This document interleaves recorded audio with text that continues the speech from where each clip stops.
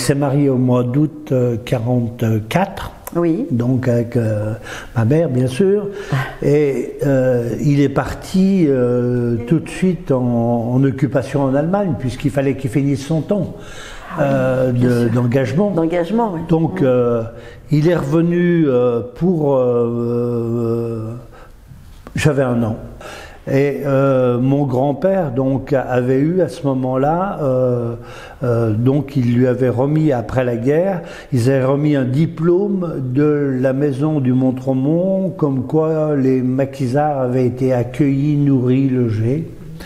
Et le 12 décembre 44, il est rappelé par l'armée donc pour terminer son contrat de 4 ans, oui je l'avais dit, et il est parti pour Olna, à son unité de l'armée de l'air, où à nouveau il a effectué des patrouilles et des repérages des Allemands. Il est affecté à Auxerre pour garder le terrain d'aviation, puis à Arques-les-Grès en Haute-Saône, puis Tavaux dans le Jura, puis Renève près de Dijon. Une permission de 2 jours pour ma naissance, le 22 février 45.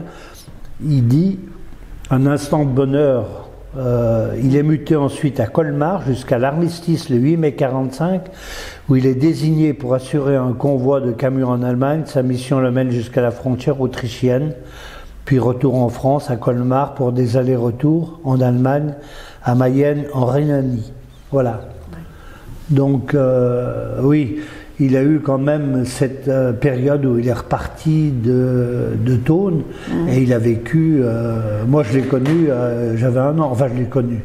Oui. J'ai vu mon père, j'avais 1 an.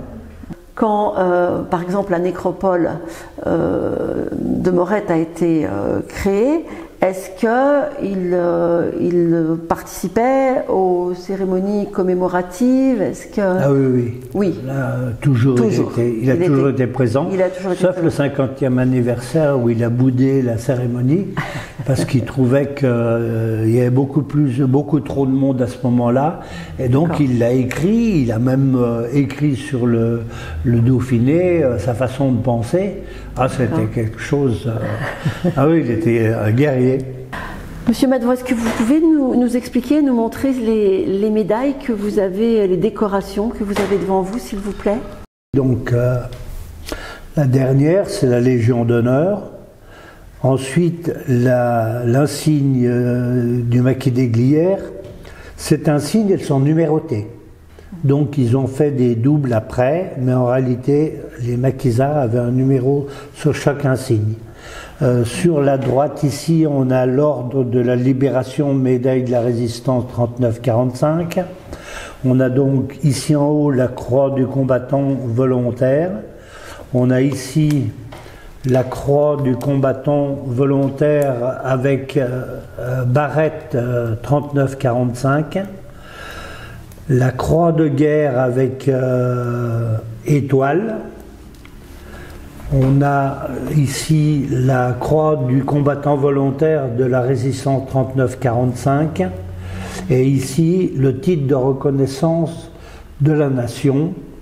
Et il a aussi la médaille du coq Croix de Lorraine 39-45. Monsieur Madevaux, quelle image vous gardez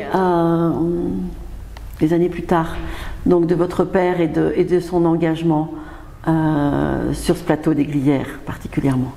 Je me demande si j'avais été à sa place, si j'aurais choisi la même chose que lui. Il y avait quelque chose, de toute façon, c'était quand même une guerre entre Français et comme il a écrit sur son livre, il a fallu choisir et je crois que c'était vraiment quelque chose de terrible pour lui. Et j'ai la même chose, mon oncle a fait la même chose que lui. Il a aussi eu la Légion d'honneur et lui il est resté en Auvergne mais il s'est battu donc en Auvergne. D'accord, dans les maquis auvergnats. Voilà.